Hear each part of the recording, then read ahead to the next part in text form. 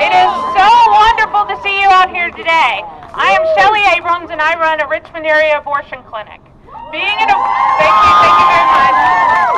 Being an abortion provider is a very lonely feeling, but today, thanks to all of you, we do not feel so alone. So thank you.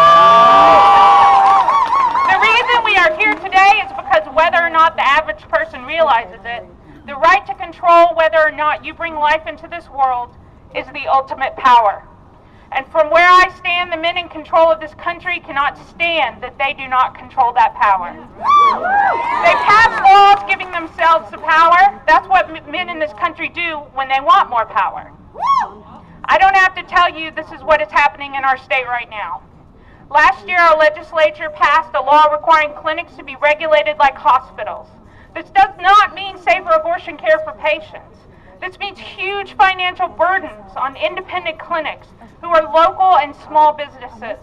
What this likely means is that your local non-Planned Parenthood clinic will be shut down in 2 years, which as a group represents 75% of providers in this state. The new ultrasound bill passed in this year's legislature contains a 24-hour wait period between the time a woman has her ultrasound and when she can have her abortion procedure. This does not mean a more thoughtful decision by a more informed patient. This means a woman will have to take 2 days off of work instead of 1. She will have to find 2 days of babysitters instead of 1. And she will have to find someone who is willing to drive her from Petersburg to Richmond for 2 days instead of 1. To some of us, this may not seem like much of a burden, but I can tell you from looking these women in the eye every day that this 24-hour requirement is a huge burden. The rulers of this country and this Commonwealth are trying to make being a woman more of a burden. They are slipping in so-called reasonable regulations all over the place in an effort to take control of our life-giving powers. They want to turn the beauty of our womanhood into something that is shameful. Yeah. I, for one, will not be ashamed of being a woman.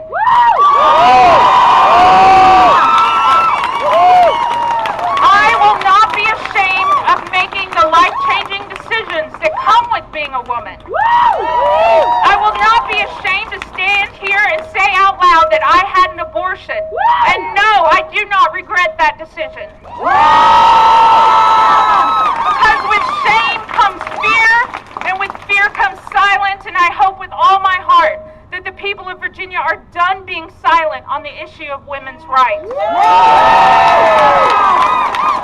Now, I have been told by some of my older colleagues that by using strong and evocative words like rape, and by demonstrating loudly and being unruly at the Capitol to the point of being forcibly removed, that this was, quote, bringing us down to the opposition's level. That we have to be, quote, better than the right wing.